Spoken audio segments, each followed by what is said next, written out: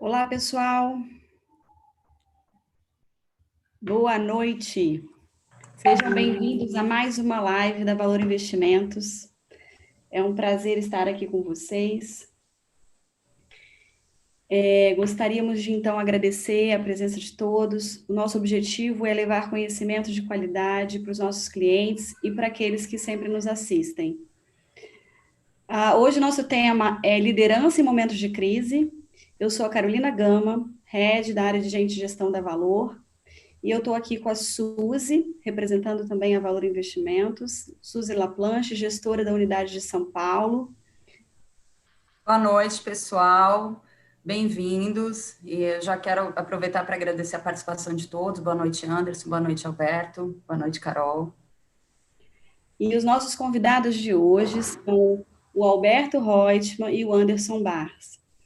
Alberto e Anderson são consultores de mercado e criadores do podcast Caos Corporativo. Possuem mais de 20 anos de mercado, trabalhando em grandes organizações dos mais variados ramos de atividade, frequentadores assíduos de congressos nacionais e internacionais na área de treinamento e desenvolvimento, escrevem para jornais, artigos, revistas, focado sempre em temas de liderança e inovação. E então, para a gente é uma honra receber vocês aqui, palestrantes e renomados.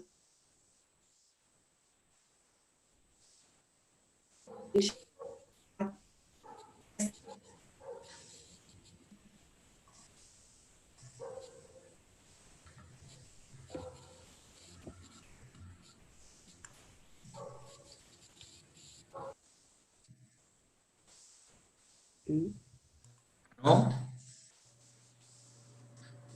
Vocês estão ouvindo a Carol? não, eu não estou ouvindo Carol, não. Suzy, eu acho que foi ela que travou, né? Coisas Bom, da eu acho que se vocês tecnologia. quiserem, então, se apresentar rapidinho, acho que é válido, a gente aguarda a Carol voltar, não a gente continua. Bom, Isso também Legal. está no nosso Legal. pipeline aqui. Tá ótimo. Bom, muito boa noite, obrigado pela oportunidade. Eu sou Alberto Reutemann, com muito prazer, muito orgulho, muita honra de estar aqui compartilhando com vocês temas relevantes a respeito de liderança num momento tão crítico como a gente está vivendo, né? Anderson e eu temos a oportunidade de conversar todos os dias com pessoas muito interessantes e a gente vai tentar trazer uma ótica muito diferente a respeito da liderança em momentos como esse, fazendo algumas provocações do que vem deixando diversos líderes preocupados, principalmente no momento onde a gente passa a perder referências. Quando a gente perde referência, a gente vive um movimento muito legal chamado infoxicação, né? É um movimento que aparentemente parece legal, né? Mas é crítico, porque você tem uma quantidade muito grande de informações e você fica infoxicado, né? E a gente vai ver um pouco o que alguns líderes vêm aproveitando também num momento como esse, crítico, para poder reinventar suas organizações que já vêm em modelos esgotados, né? De estruturas, de formas, de constituição, e principalmente com determinados dogmas de relação que fazem com que essas companhias muitas vezes não tivessem se sustentado e sofrido menos em momentos como a gente está vivendo agora. Então, muito boa noite e passo a palavra aí para o Anderson. Bom, gente, é um prazer estar aqui com vocês. Carol, obrigado pelo convite. Você deu uma travadinha aí, mas a gente conseguiu ouvir bem, viu? A gente desenrolou disse, aqui. Né? É isso aí, coisas da tecnologia. Então, Carol, obrigado pelo convite. Suzy, obrigado pelo convite. É um prazer, né, estar aqui com vocês. E a ideia é justamente essa, trazer um pouco dessa provocação, né, que eu ainda mais tenho a certeza aí de que muitos dos clientes da Valor se interessam genuinamente pelo tema liderança, isso está muito relacionado aos nossos negócios, ao como tocar os nossos negócios. Então, foi a abordagem que a gente escolheu trazer aqui para esse papo, né, que a gente construiu junto, né, com o time da Valor, para que a gente pudesse, né, justamente agregar valor aqui nessa nossa noite para todos vocês, né? Então, eu vou compartilhar um pouco aqui da minha tela com vocês, justamente para que a gente consiga olhar juntos para essas reflexões que a gente trouxe. Então, deixa eu pegar aqui, só um instante, meus amigos. A ver, pronto. Pronto, já temos. Me falem, por gentileza, só me dá um okzinho aí dizendo que a tela chegou para vocês, que está todo mundo vendo, que está tudo certo por aí. Excelente. Chegou? Ótimo, que bom. Bom, a provocação, né, é justamente essa, liderando em tempos de crise. Então, como é que a gente olha, né? Como é que a gente olha para a nossa liderança, para a importância da liderança num momento como esse que a gente está vivendo, né? O Alberto e eu, como a Carol falou, escrevemos muito a respeito disso, né? Então, já fica o convite aí para que vocês nos acompanhem nas principais redes sociais, LinkedIn, Instagram. A gente sempre está alimentando todo mundo com muito disso que a gente absorve aí mundo afora, tá bom? Então, meus amigos, vamos lá. Aqui, sejam todos muito bem-vindos, né? Eu sou um aficionado, já dou a palavra para o Alberto para que ele consiga, né, falar dele também, mas eu sou um aficionado por liderança, por inovação, por entender como é que a gente muda o mundo através das pessoas. A liderança é fundamental para isso. Não existem grandes organizações sem grandes líderes, para que a gente consiga fazer feitos inimagináveis. É fundamental, né, que a gente consiga fazê-lo por meio de bons direcionamentos, por meio de exemplo. Então, esse é um tema que eu já pesquiso há muitos anos e, além de ser um apaixonado, né, por inovação e liderança, sou empresário já do setor de aprendizagem há muitos anos e divido essa lida aí com o Alberto, que vai falar um pouquinho a respeito de quem é ele, né, Alberto? Assim como o Anderson, a gente investiga bastante o que faz algumas empresas crescerem e outras não, né? A gente dedicou já boa parte da nossa trajetória no mundo corporativo para disseminar boas práticas de liderança. O que está acontecendo? Ano passado, a gente teve a oportunidade de visitar 8 congressos internacionais que falavam sobre o tema. E agora a gente vai compartilhar com vocês algumas inquietudes que vem fazendo alguns líderes encontrarem oportunidade de repensar modelos que vinham praticando e, principalmente, repensar comportamentos, atitudes e competências que nos regularam até agora. Então, muito obrigado aí pela oportunidade, Anderson. Bom, vamos lá. Pessoal, tocando a nossa vida aqui, né? Antes de falar de liderança, é só importante a gente falar um pouco a respeito do momento que a gente está vivendo, né? Então, eu trouxe alguns dados aqui para que a gente pudesse refletir juntos a respeito disso, tá bom? A gente fala, né?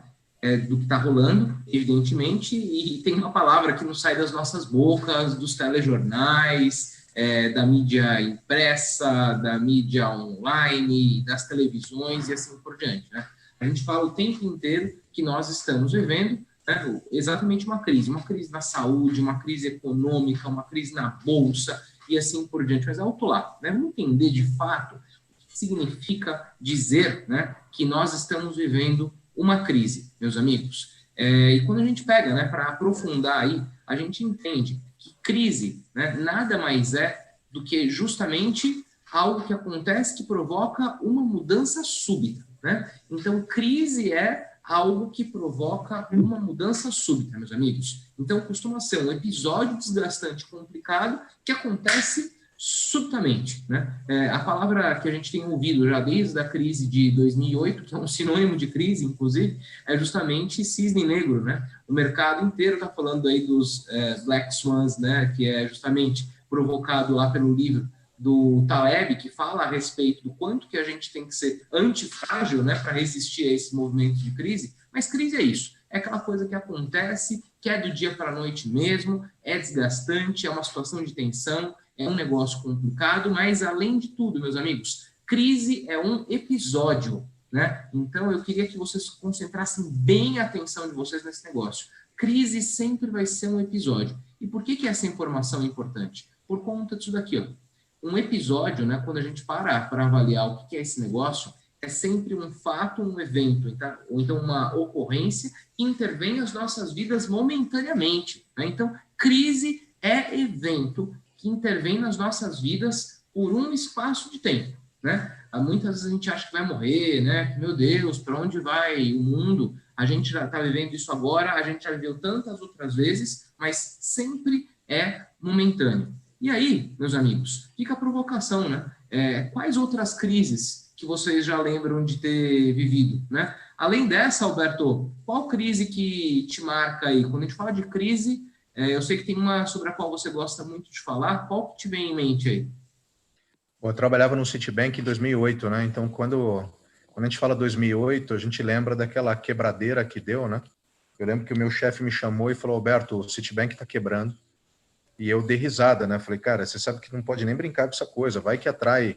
E ele falou assim, pois atraiu mesmo, né? Foi a grande bolha, né? Quebrou Lehman Brothers, e eu lembro que eu perdi meu emprego, então as crises, elas marcam as pessoas. Mas já que a gente está com o chat aberto, vamos pedir para as pessoas escreverem aqui também, de repente sai alguma...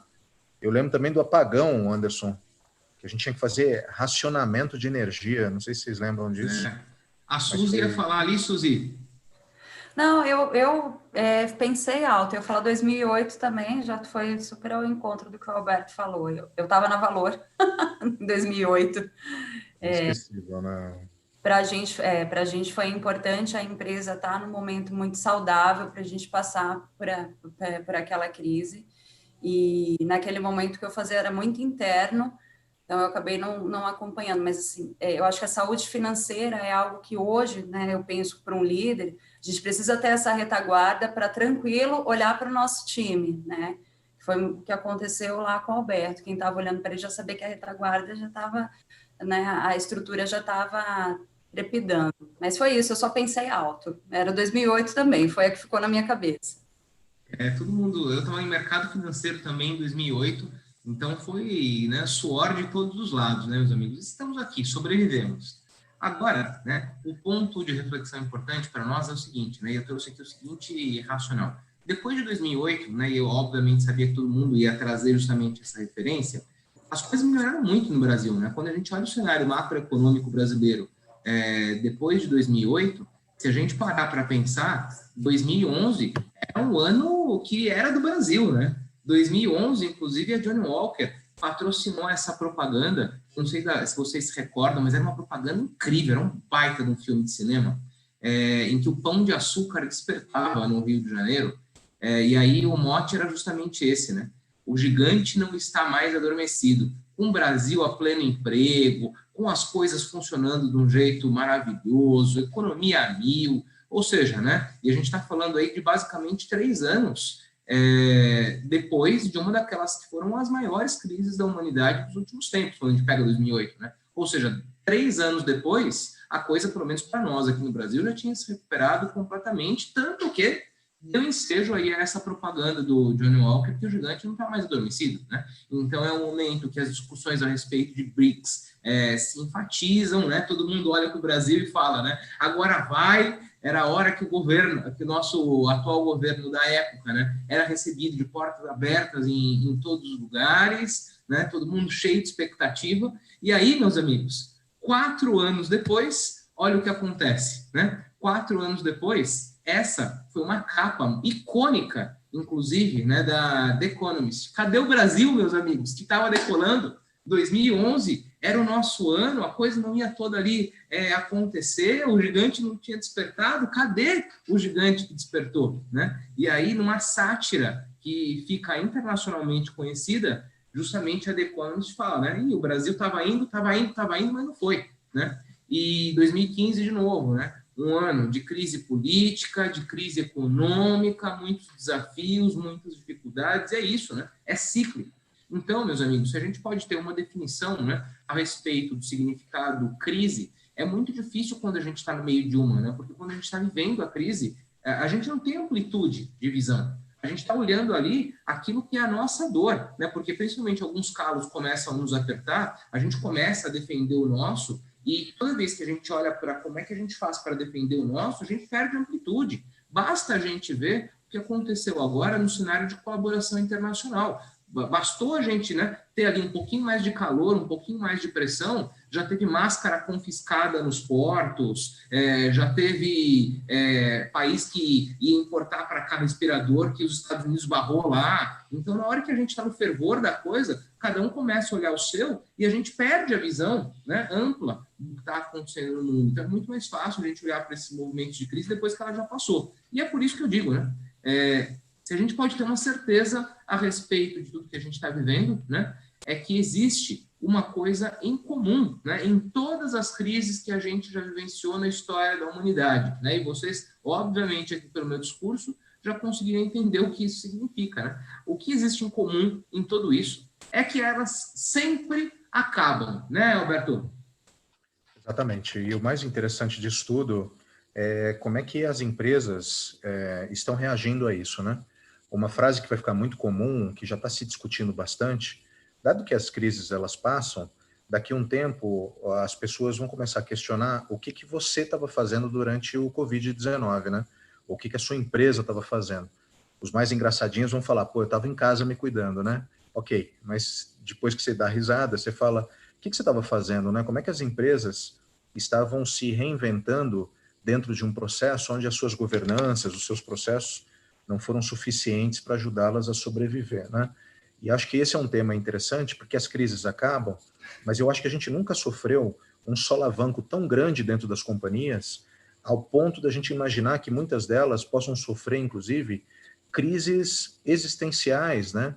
Ou então mesmo hecatombes existenciais, porque muitas dessas companhias chegavam para os seus funcionários e falavam o seguinte, vem comigo, veste a camisa, trabalha, abre mão da tua vida pessoal, que a gente vai crescer junto. E diversas empresas, no primeiro suspiro da crise, demitiram essas pessoas, né? Então, a volta do Covid, né, principalmente pegando esse embalo desse slide, né, as crises acabam e as empresas, muitas delas chegam com dívidas morais com seus funcionários para poder mostrar o que é repactuar motivação, o que é repactuar engajamento dos colaboradores. Os líderes agora têm um grande desafio de se voltarem para dentro, né? Algumas pessoas estão falando que o melhor momento que se fala para as empresas é o momento de fechar a fronteira e abrir torneira, né? Você fecha a fronteira, as empresas elas estão enclausuradas, tentando ver entre mortos e feridos quem está se salvando, como é que as pessoas estão lidando até do ponto de vista emocional, mas ao mesmo tempo passaram a cuidar dos colaboradores de uma outra forma, né? Dos fornecedores. Então eu acho que as crises acabam, mas nós vamos viver, inclusive, rescaldos morais, principalmente com empresas grandes, né? Muitas delas esfolavam seus fornecedores, pagando com 120 dias, 180 dias, e essas mesmas empresas que esfolaram seus fornecedores estão pedindo para esses mesmos fornecedores segurar mais um pouco. Então, como é que essa relação agora de liderança, onde tudo é reinventado, né, Anderson? E uma coisa importante também que eu acho, né, Alberto e Anderson e Suzy, assim, e pessoas que estão acompanhando, ao mesmo tempo que a gente vê essa reinvenção, a gente vê empresas grandes que estavam acostumadas no momento de crise sempre a agir dessa forma, de sair desligando, né, e cortar mesmo as suas folhas, enfim.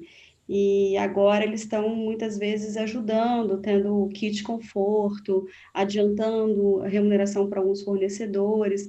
Então, acho que isso é interessante também. Por um lado, a gente vê empresas repetindo as suas atitudes e empresas também se movimentando diferente, de uma maneira mais saudável e olhando mais para as pessoas de fato, que aprenderam com todas essas crises aí que já vivemos, né? Sem dúvida nenhuma, acho que isso acaba sustentando uma outra postura e acaba sendo um indicador de que realmente existem lições aprendidas, né? Nesse trajeto que nos trouxe até agora.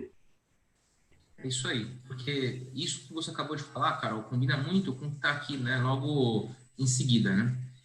O Jim Collins, ele sempre fala o seguinte, que a crise nos obriga a ter foco e a prosperidade não. Né? Eu lembro de uma vez que eu assessorei um CEO de uma grande seguradora que estava incomodadíssimo porque eles tinham dominado o market share de um nicho específico de produto com o qual eles atuavam, né? Eles eram o primeiro, assim, disparado. E ele me chamou para uma conversa, que foi uma das mais curiosas que eu tive na vida. Ele falou o seguinte: Anderson, estou muito incomodado com o seu primeiro.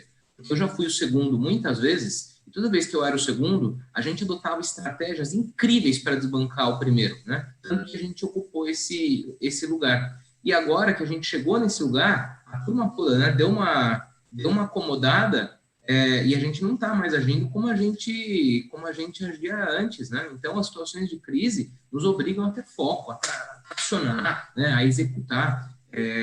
Obviamente, né, num movimento como esse, tem muita empresa que fechou as portas e que nunca mais vai abrir. Uma pena uma coisa dessa acontecendo.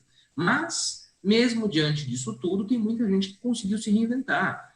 Só para pegar exemplos, né, que são mais gritantes, principalmente quando a gente fala de serviço, enquanto, né, tem muita gente aí precisando, né, cortar o cabelo, ó, coisa simples, tá, gente? Mas corte de cabelo, como é que faz, né, para cortar online o cabelo? Não corta, né? Não corta. Todo mundo em casa aí nas suas devidas quarentenas, pois um grupo de barbeiros se uniu vendendo corte online. Não me explica, não vou nem explicar como é que esse negócio funciona, também não entendi, né? Mas vendendo corte online para as pessoas, né, para que elas possam, né, fazer ali os seus cuidados básicos do dia a dia. Ou seja, esse é um momento em que tem gente chorando enquanto outros estão buscando ali formas de se reinventar. Eu vi muita empresa grande revisando o portfólio ali do dia para a noite.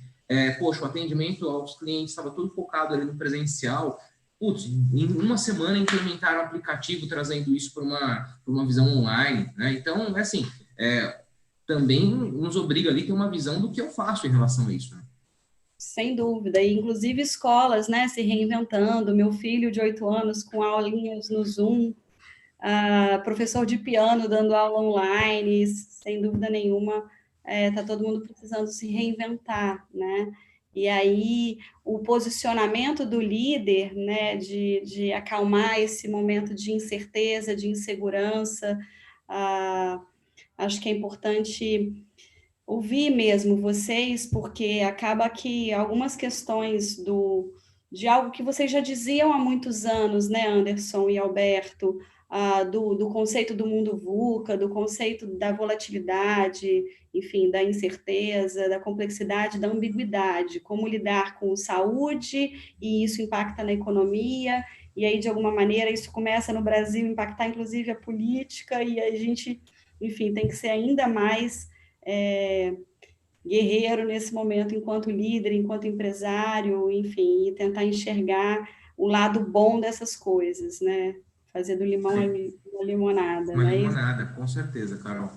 E aí, é nesse contexto que a gente justamente, né, precisa encaixar aquilo que é o mote, né, de tudo isso que a gente está falando. Porque todas essas reinvenções, todas essas, né, mudanças de postura não acontecem se a gente não tiver uma competência fundamental para esse momento, que é justamente o tema da nossa conversa, né?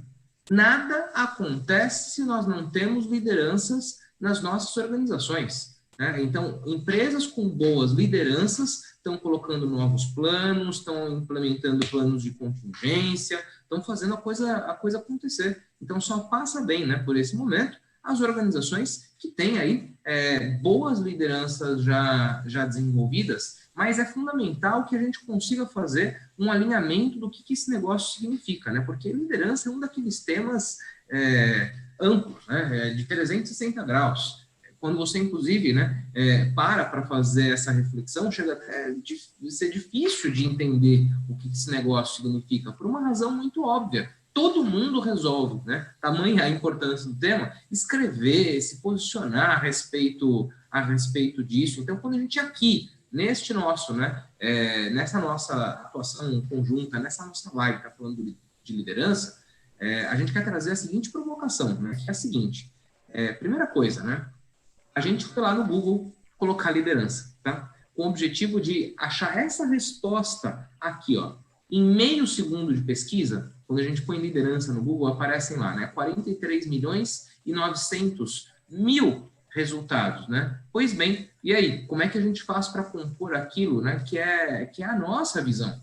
Então, a gente foi buscar, né, um pouco da visão que é aquela visão que para nós faz sentido, porque as pessoas, elas costumam confundir liderança com cadeira, liderança com posição, liderança com poder, e não é absolutamente nada disso. Quando a gente para refletir a respeito do que é liderar, liderar é interferir na vida das pessoas, é interferir na vida do meu cliente, é interferir na vida dos meus colaboradores, é interferir na vida dos meus pares, é interferir na vida da sociedade. Então, liderar é interferir, né? Então, eu estou gerando ali movimento a partir da minha ação. Só que para eu conseguir ter movimento, eu preciso ter ação, né? Então, para nós, liderar é isso, é ter consciência de que eu estou impactando a vida de outras pessoas, né? Em toda a minha cadeia de valor, do meu fornecedor, do meu cliente, do meu colaborador. Então, eu tenho que ter essa visão, né, holística e sistema, porque eu lidero nessa esfera, né? Certo, Alberto? Certíssimo, Anderson. Eu estava lendo essa semana um artigo da Caroline Henke, né, que é uma filósofa alemã, teve uma reportagem fantástica dela no El País. Ela falou que o mundo VUCA acabou, né? O mundo já não é mais volátil, incerto, complexo e ambíguo, né? Ela está trazendo uma nova definição, que o mundo é frágil, dinâmico e assíncrono. Olha que interessante, né? Isso vai ganhar força, né? E justamente as pessoas estão padecendo porque a maior parte da liderança, ela acaba sendo uma liderança voltada para o ego, que é a maior fonte de dor, né? Da maior fonte de sofrimento das relações humanas, né? Você pode pensar que a maior crise das lideranças que você vive dentro das organizações são crises ocasionadas por excesso de ego dos seus gestores, né? Então, eu interfiro seriamente na vida das pessoas, para o bem e para o mal, dentro de uma ótica que muitas vezes o líder sequer está bem resolvido com ele mesmo, porque ele fica melindrado porque manda um e-mail e ele não foi copiado, fica melindrado porque ele não foi ouvido, ele fica bravo porque ele não foi promovido, ou seja, a maior parte dos problemas que a gente enxerga, inclusive, nas relações do dia a dia, estão enfrentadas porque as pessoas, principalmente, não conseguem entender. A maior parte da falta de amor, né, na sociedade, segundo ela, e o Harari também já está falando isso nesse último ensaio dele, né? E o Manuel Bandeira já falava isso anteriormente, é que a maior parte do problema da falta de amor é ocasionada por problema de interpretação de texto, né? Você não entende direito o que as pessoas estão querendo dizer.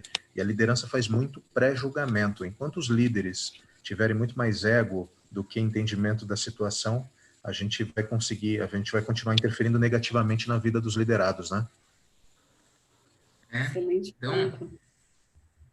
Desculpa, Carol? Oi. Isso, inclusive, é uma das perguntas que a gente gostaria que vocês detalhassem, né?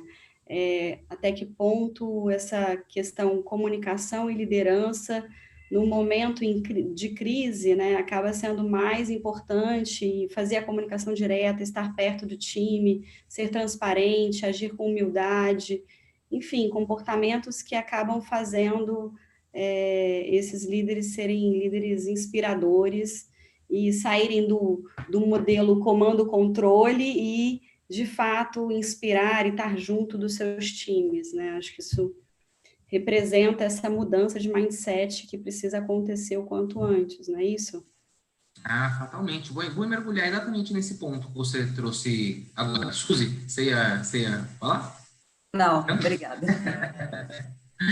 Bom, então, olha só, né? Vou acompanhar exatamente o seu raciocínio, Carol. Se liderar e interferir seriamente na vida das pessoas, né? Eu tenho visto aí, e o Alberto também, muito líder, né? Com uma visão um pouco deturpada a respeito de um ponto que eu vou provocar aqui na nossa reflexão, que é o seguinte, né? Presta atenção. Exatamente isso que você falou, Carol. Mudança no ambiente sugere mudança no jeito de liderar, né? Se nós temos mudança no ambiente, eu tenho que entender o ambiente, entender o que eu preciso fazer, né, na minha liderança para responder a esse negócio.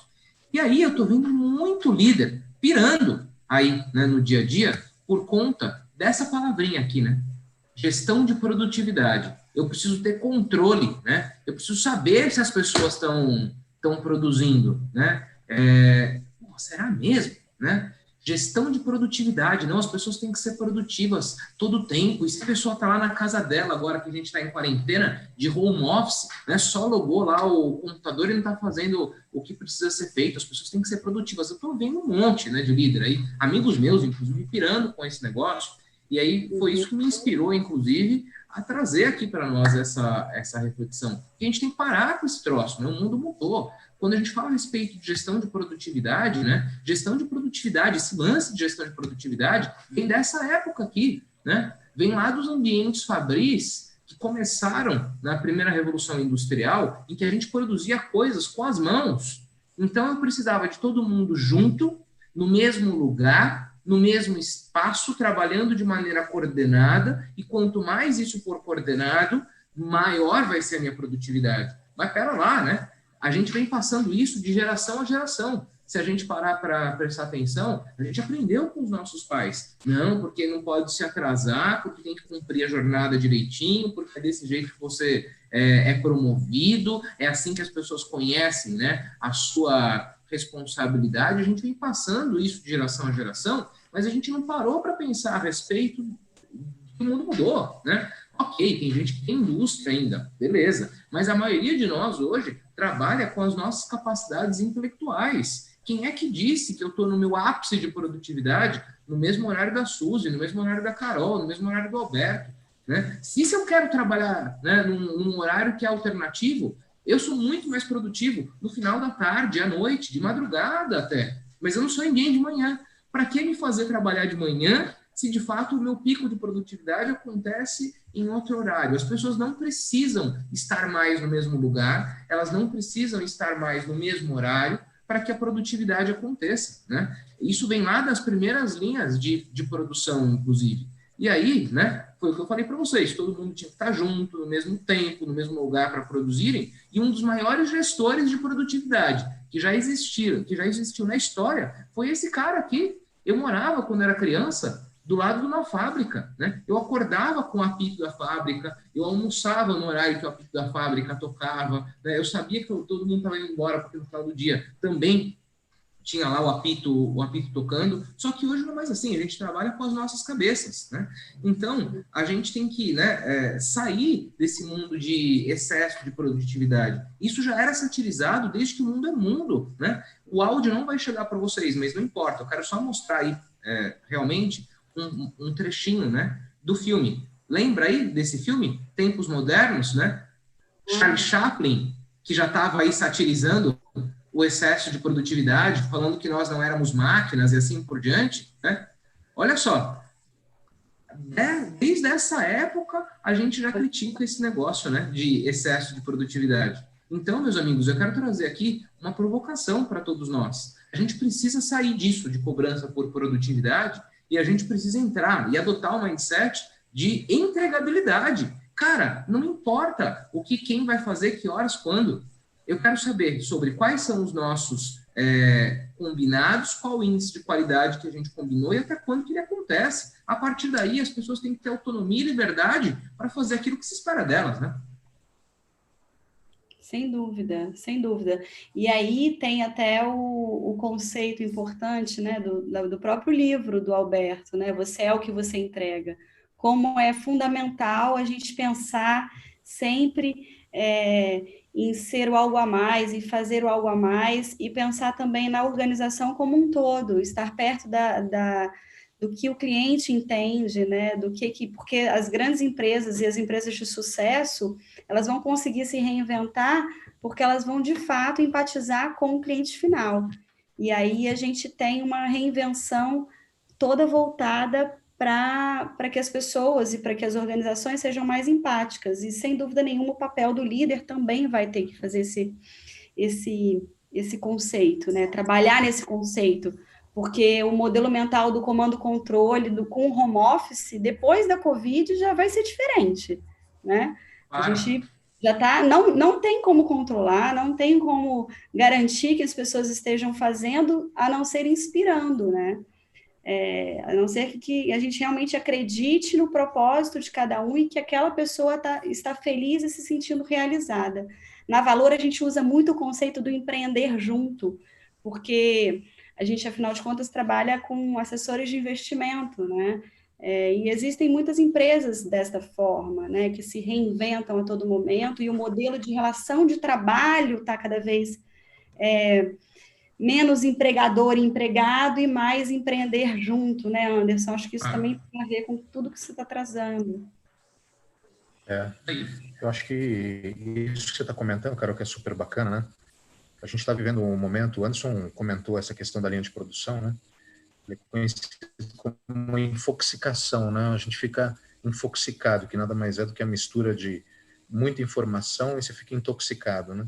E está nascendo um movimento que eu acho que, aproveitando que a gente deve ter assessores, né, nos ouvindo, né, assessores de investimento, o cliente ele precisa cada vez mais de profundidade e menos de diversidade, né? Claro que isso não é uma verdade absoluta, mas a gente tem percebido que essa questão da infoxicação, né, pode prejudicar, inclusive, a relação com o cliente, mostrar que eu tenho 500 fundos diferentes. Talvez eu precise que você me explique um fundo muito bem explicado para entender se ele faz sentido. E é por isso que o contrabalanço, né, o antônimo justamente da infoxicação é um movimento chamado slow content, que é justamente menos conteúdo e mais profundidade, né? E uma coisa muito legal que está se falando bastante, né, que diz respeito também ao mundo de investimentos, é que a gente vive uma era de determinismo algorítmico, né? O que é o determinismo algorítmico? Por meio das machine learnings, da inteligência artificial, eu consigo prever o que é melhor para o meu cliente. Então, é como se ele preenchesse lá o seu suitability e a própria máquina dissesse para ele o que ele precisa de hoje, o que ele vai precisar amanhã, os grandes movimentos de comprometimento de renda dele, de patrimônio, a lógica de como é que ele vai fazer render de acordo com perfis de clusters parecidos com ele, e não necessariamente só olhando. Muitas vezes o cliente não sabe o que é melhor para ele, né? E o consultor, ele aceita aquilo que o cliente diz, que ele, eu sou mais conservador, eu sou mais assim. Eu acho que o suitability dá uma ajuda, mas muitas vezes o próprio cliente não sabe o que é melhor para ele, né? Como é que a gente vai fazer essa transição, né, Anderson?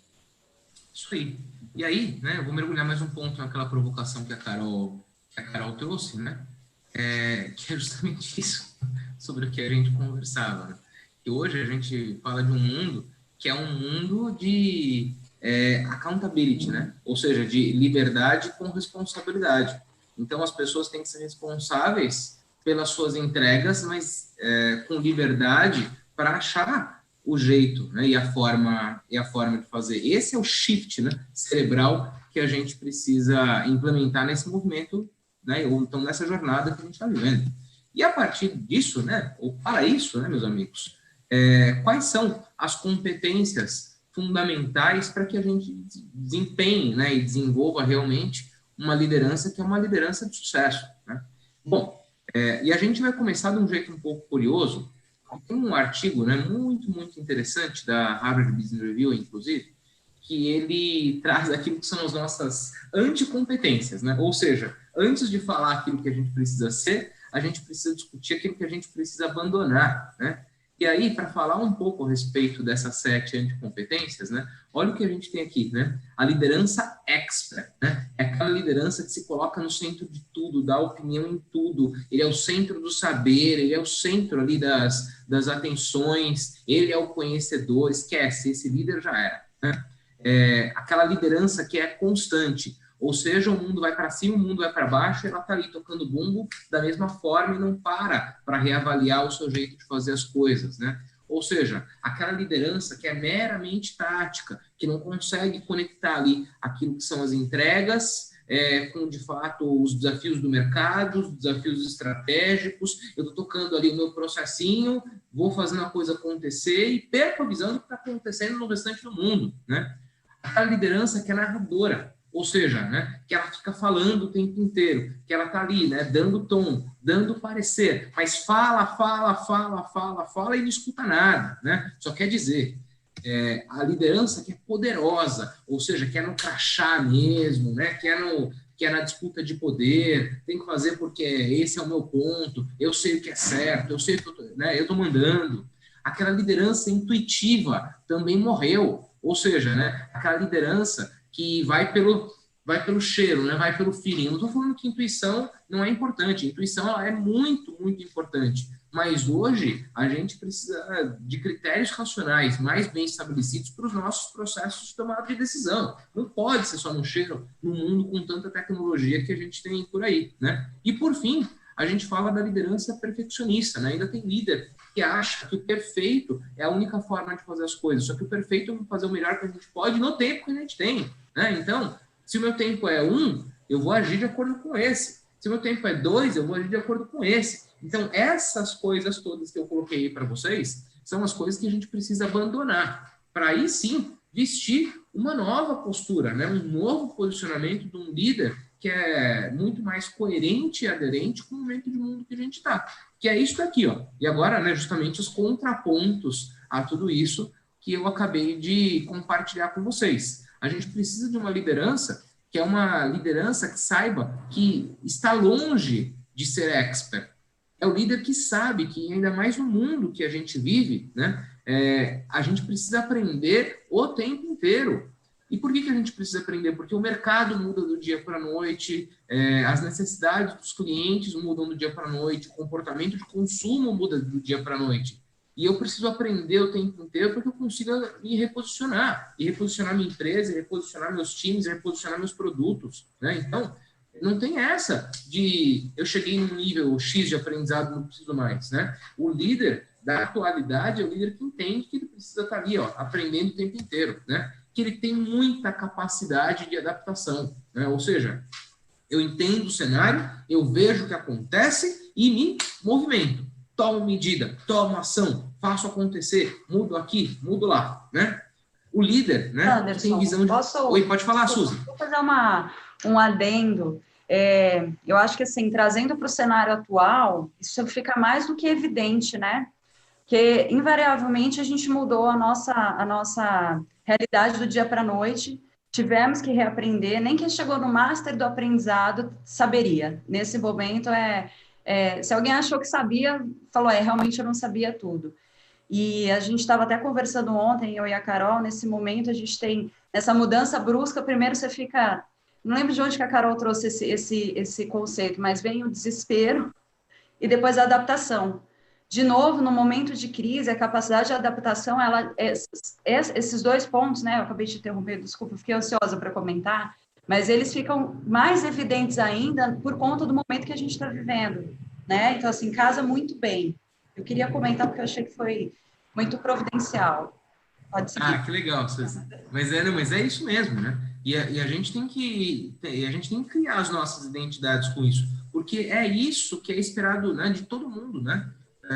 Porque quando a gente fala liderança, né, a partir do pressuposto que liderança impacta a vida das pessoas, tá bom, eu tenho liderados, beleza, é isso que se espera de mim. Se eu não tenho liderados, eu sou líder de mim mesmo, né? Eu tenho que agir assim também, né? Então, quando a gente fala a respeito de capacidade de adaptação e de visão de futuro, poxa, eu estou entendendo, né, o que está por vir, o que vai acontecer, e estou pensando no que eu tenho que planejar aqui, né? Eu comigo mesmo, para fazer as coisas acontecerem de maneira diferente. Eu sou líder que estou pouco preocupado em falar, mas que eu estou muito, né, atento em ouvir. Cara, eu tenho que ouvir o meu cliente, eu tenho que ouvir o meu público final, eu tenho que ouvir o meu consumidor, eu tenho que ouvir as minhas áreas internas, eu tenho que ouvir os meus colaboradores, eu tenho que ouvir os meus fornecedores.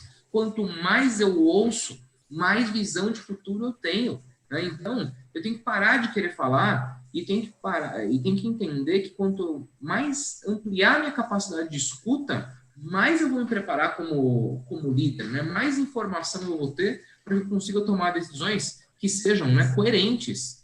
E isso também vem com um exercício de humildade muito grande, porque eu não tenho que ser o centro, né, das tomadas de decisão, o centro do poder. Se a gente está falando no mundo como é o mundo que a gente vive, eu tenho que dividir isso com as pessoas que trabalham comigo. A opinião de todo mundo conta. Se eu estou falando, né, de produtos de investimento, poxa, são só as pessoas que estudaram em Harvard que entendem desse negócio. Cara, eu sei dos meus investimentos porque eu movimento os investimentos da minha conta, né? Assim como as pessoas que estão nas nossas equipes também têm lá os investimentos dela, também tem pontos a trazer a respeito disso. Então, pera lá, será que eu sou mesmo, né, a única fonte de poder, né, que eu não posso compartilhar isso com as pessoas, que eu não posso desafiá-las sobre quais são as soluções que elas tomariam diante de determinados problemas e, a partir daí, entender o que pode vir de solução criativa, né, para os desafios que a gente enfrenta nas nossas empresas, né? E, além disso, né, a gente está falando que hoje o nosso processo de decisão ele é pautado em dados, né? Então, esquece esse negócio da gente atuar de maneira intuitiva. Hoje a gente está falando de inteligência artificial, de Big Data. Eu tenho que ter dado para que eu consiga tomar bem as minhas decisões. E, por fim, né, a gente vem aqui para uma realidade em que eu tenho que ser um cara que está pensando o tempo inteiro em como é que eu acelero o resultado, né? Como é que eu mudo aqui as coisas ao meu redor para eu conseguir rapidamente, sempre no menor tempo possível, crescer na curva de resultados daquilo que são os meus objetivos, as minhas entregas, né? Então, se a gente parar para pensar sobre o que esperam de nós hoje, né? É esse o cenário que a gente tem. E acho que isso endereça alguns daqueles pontos que você trouxe, né, Carol? Nossa, sem dúvida, Anderson, muito bom, muito esclarecedor. Isso tem a ver com cauda longa, com estar antenado, estar à frente, resiliência, se manter motivado. E aí tem uma pergunta, assim, que eu acho que é muito importante e ela é genuína, porque as pessoas acabam vivendo isso no seu dia a dia, né? Outro dia a gente estava conversando com alguns dos líderes da Valor e, enfim, acho que isso é super importante também porque tem clientes também nos assistindo e acaba inspirando também a eles, né? Existe um momento em que, às vezes, o próprio líder, né, vive momentos de frustração, né?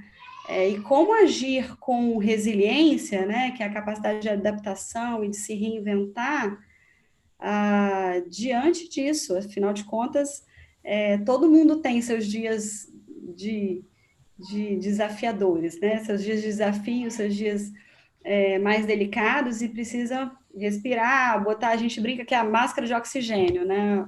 A gente está lá no avião voando, caso tenha alguma intercorrência, máscaras cairão sobre suas cabeças, mas, enfim, antes de colocar em crianças ou idosos, coloque em si mesmo, não é isso? E aí vem também a questão do autocuidado, né, da autorregulação, de saber desenvolver o autoconhecimento para que você consiga realmente fazer com que esse momento seja um momento de reflexão e de exercer a resiliência. E aí, assim, uma das perguntas que a gente tinha, que a gente queria fazer para vocês, né, até porque vocês têm um histórico também de ser executivos e fomentar e desenvolver essa liderança o tempo inteiro em uma empresa exponencial, que foi a última empresa de vocês. Como fazer esse momento, né? Como que vocês, no dia a dia, Anderson e Alberto, de alguma maneira, em momentos que vocês viveram algum momento de desafio e falaram assim, nossa, como que a gente vai agora exercer o autocuidado e se reinventar de alguma forma? Eu acho que a gente passou por isso recentemente, inclusive, viu, Carol? A gente foi obrigado, praticamente pelas nossas próprias imposições, a enxergar que a gente poderia fazer coisas diferentes daqui por diante, né? Depois disso, né? Eu acho que uma das coisas mais interessantes que as pessoas podem fazer agora é repensar, de fato, o que se espera delas nesse sentido, né? Não só elas mesmas, o que elas esperam de si mesmas, mas o que o mercado vai exigir dentro desse processo de transformação. Tem muita gente que parou, ficou absolutamente estagnado, né? A crise, o caos, né? Ele impõe um movimento de temerosidade às pessoas, né? Isso desperta, inclusive, segundo alguns antropólogos, alguns sociólogos, sentimentos de raiva, né? Então, a maior parte dos brasileiros, que infelizmente tem uma educação mediana para baixo, acabam sendo adeptos do desculpability, né? Que é uma anticompetência, né? De questionar. E ele é natural, né, que esses sociólogos, inclusive, dizem que você projeta a sua raiva para uma determinada instituição. E a instituição mais tradicional para receber a raiva nesse primeiro momento são os políticos, né? o executivo, o legislativo, e isso está acontecendo. Mas essa raiva ela deve migrar para outras instituições se você não acaba se movimentando, né? Se você não sai daquela letargia e fala, ok, tem empresa que está ganhando dinheiro. Hoje, por exemplo, eu recebi oferta de uma academia que tem aqui no bairro, perguntando se eu gostaria de alugar alguns equipamentos deles. Então, o equipamento está parado lá, os caras se mexeram, estão me oferecendo lá esteira R$200 por mês, né, peso para fazer exercício por R$50, e se me deixar, eu vou dando tique lá, pago R$500, talvez até mais caro do que eu pagava para a instituição, para a empresa. Então, é o momento agora, até para não postergar muito, né, das pessoas desenvolverem não só a inovação, mas principalmente o que a gente chama de sagacidade. O que é sagacidade? Sagacidade é a incrível capacidade que as pessoas têm de buscar a inovação que já existe. Então, ao invés de você ficar parado, falar assim, vou me reinventar, vou criar alguma coisa nova, vou pensar, não, bicho, vai atrás de coisas que as pessoas estão fazendo que de repente pode ser mais interessante. A inovação, alguém já investiu para desenvolvê-la. Então, vale a pena você sair tarde agora para tentar abrir um business, para pensar em vender máscara, né? Muita gente pensa, vou vender álcool gel agora, vou vender luva. Agora, mas qual a expertise que você tem desse negócio? Nenhuma. Então, ao invés de se reinventar, aproveita e procura algo que já existe. Pode ser algo muito mais fácil. E se eu posso deixar aqui, né, um ponto, porque eu, Alberto e eu já, né, vivemos inúmeras crises nessa nossa vida executiva. E se tem alguma coisa né, que tenha gerado aprendizado, foi a respeito da nossa necessidade de transparência. Cara, não adianta tapar sol com a peneira. Se tá bom, e a gente vai falar a respeito disso. Se tá ruim, e a gente vai tratar as pessoas como adultas que são, né? Eu não posso fingir que tá bem quando não tá. E todo mundo tem que saber a verdade, por que tá bem, por que não tá bem. E a partir daí, responsabilizar todo mundo pelo resultado disso, né? Eu tenho experiências junto com o Alberto, em situações em que nós fizemos isso, poxa, todo mundo ali se movimentou para gerar a solução junta, né? Então, se eu tenho um problema da empresa, esse problema não é do líder, é da empresa. Só que para a empresa conseguir ajudar e as pessoas conseguirem ajudar, elas têm que saber, né? A gente fica muitas vezes ali, eu tenho uma situação difícil, mas eu não vou falar, porque vai que vaza. Mas aí também não tem ajuda, sabe? É uma esquizofrenia. Então, esse é um pouco do meu ponto aqui a respeito de tudo isso que a gente está conversando. Quanto mais a gente envolve as pessoas no problema, mais gente pensando a respeito disso a gente tem, mais solução a gente tem, mais possibilidades a gente deslumbra, né? Então, a partir daí, né, e já avançando aqui para os nossos finalmente, o que a gente tem aqui a respeito, né? A gente falou muito sobre capacidade de adaptação. Então, presta atenção comigo, porque adaptação é uma matriz, tá bom? Então, quando a gente fala que a gente precisa se adaptar, a gente precisa de duas coisas muito altas. Eu preciso de nível de consciência alto e eu preciso de intensidade de resposta alta. É assim que eu me adapto, ou seja, eu tenho que ter muita consciência sobre o que está acontecendo, sobre como está o meu negócio, sobre como é que está a economia, sobre como é que está o mercado, sobre como é que está o meu cliente. Então, eu tenho que ter bastante informação e tenho que ter, né, consciência do como é que eu estou perante os demais e eu tenho que ter velocidade de resposta, né? Legal, entendi isso, faço aquilo, entendi isso, faço aquilo. Isso é adaptação. Porque se eu tenho, né, baixo nível de consciência e baixa intensidade de resposta, eu fico na inércia. Se eu tenho, né, alto nível de consciência, mas eu não tenho intensidade de resposta, eu fico indeciso, né? Eu sei que eu tenho que fazer alguma coisa, mas eu não faço nada, né?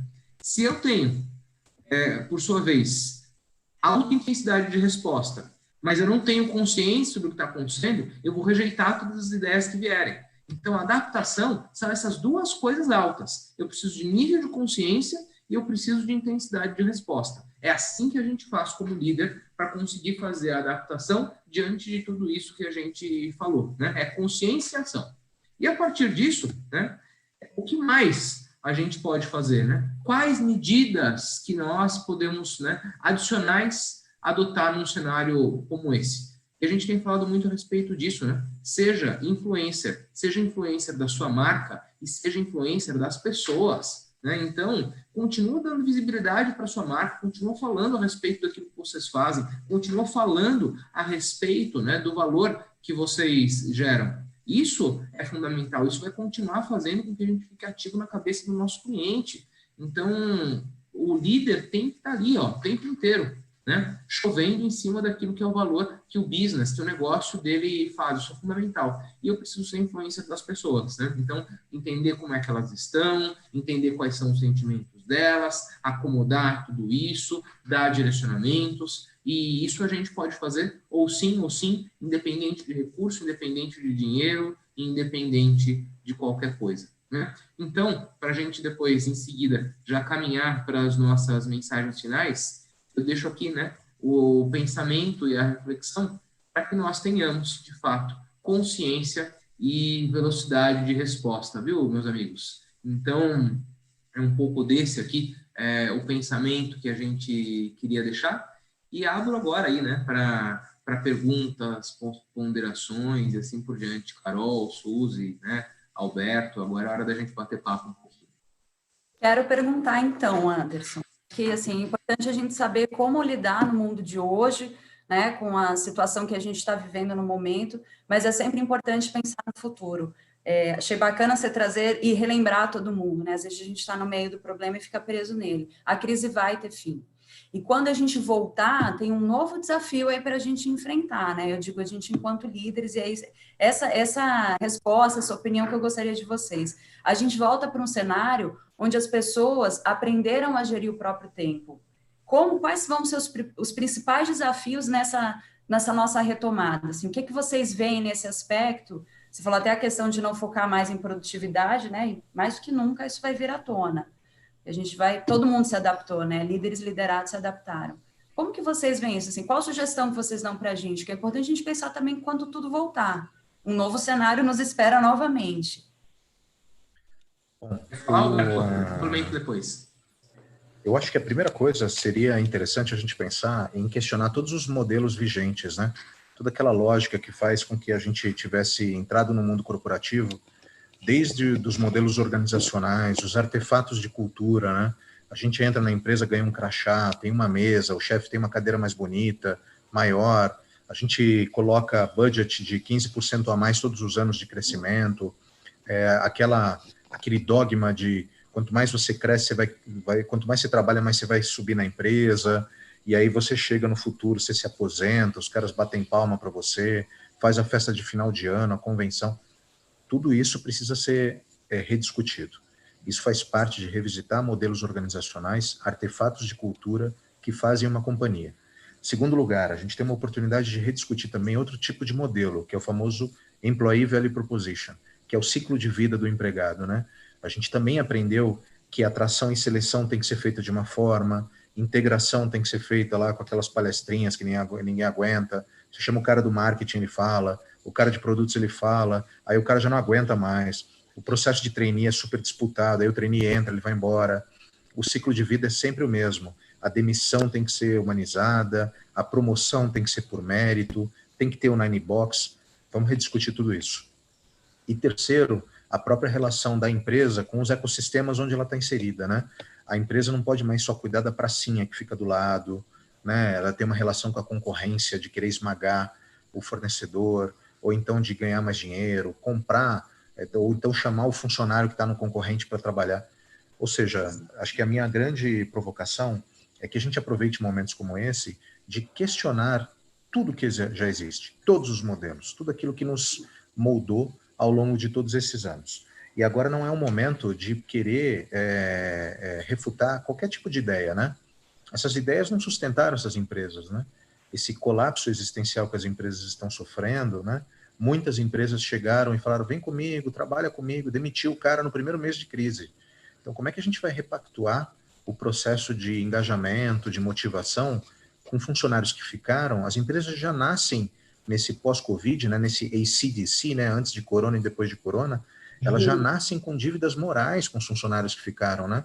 Por quê? Porque eu pedi engajamento, pedi motivação e demiti os caras no primeiro mês, ou no segundo, no terceiro. O que eu falo para os caras que estão aqui? Eu preciso rever missão, visão, valores, eu preciso rever tudo. Então, o momento agora, tem muita reflexão e pouca ação, mas agora é o momento de discutir absolutamente tudo e propor testes, né? Tudo precisa ser diferente. né? Tem gente que não vai conseguir. Eu não acredito que essas grandes mudanças partam dos presidentes das empresas. Eu falei isso no nosso podcast, porque eu acho que esses caras vêm no modus operandi de serem mais conservadores, eles não têm a cabeça de tantas rupturas assim, né? Com exceção de muitos presidentes, mas eu acho que a grande mudança vai partir do segundo nível da pirâmide para cima, que vai falar, olha, amigão, vai por isso, temos que mudar. Esses caras são mais conservadores, né? Eu acredito na mudança agora de baixo para cima, literalmente. Se eu puder colaborar um pouco, a palavra, né, tem duas palavras que me vêm à mente diante da pergunta que você fez, Suzy. A primeira delas é desapego, né? Os líderes vão ter que praticar o desapego em coisas, né, em coisas sobre as quais antes eles gerenciavam e agora não vão mais gerenciar, né? Porque aquilo que muda nunca mais volta ao estado original, né? Então, se a gente aprendeu a fazer de uma forma, a gente vai fazer daquela forma que é mais eficiente. Então, eu vou ter que praticar o desapego aí de coisa que antes eu controlava e agora não vou controlar. Porque se a gente resolver controlar de novo, a gente vai ter aí um campo que é um campo de embate, né? E a gente está falando, acima de tudo, de que é fundamental que a liderança ela seja consistente, né? Essa é uma palavra forte e importante, porque consistência o conceito, né? Não o significado, mas o conceito de consistência é tudo aquilo que é livre de contradição. Então, é agora o momento em que a gente vai ter que ter ações que são condizentes com a nossa fala, que é um pouco do que o Alberto já falou. Então, os líderes vão ter que ser consistentes. Eles vão ter que demonstrar ações que sejam livres de contradição. Se a gente já aprendeu a fazer de uma nova forma, se já deu certo, né? Exatamente. Tem que ser coerente, tem que ser consistente, né? E tem que ter intimidade. Inclusive, quando a gente junta essas três palavras, né? Intimidade, consistência e coerência, a resultante da somatória desses três fatores é um troço que se chama confiança. A confiança vem daí. Ela vem da coerência, da consistência e da intimidade que eu crio no ambiente profissional. E aí a gente faz as coisas acontecerem. Né? Legal. Pessoal, desculpa, só vou fazer um último complemento, que eu acho que é válido a gente lembrar que no momento de crise tem suas oportunidades, né? Então, oportunidade de a gente refletir. Sempre tem um lado bom, né? Esse momento vai trazer mais essa reflexão. Já vou colocar aqui na minha caixinha, já vou ficar de dever de casa. Era só isso, Carol, obrigada. Laisla, algo quer abrir para pergunta? A gente pode encerrar.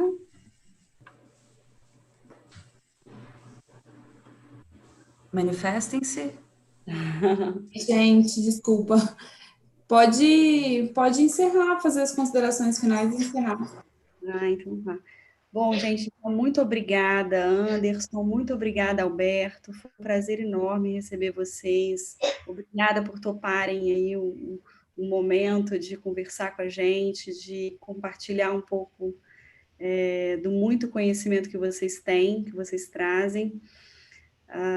Sem dúvida nenhuma, deixa muitas reflexões, né, para a gente, como resultado desses desafios que estamos vivendo.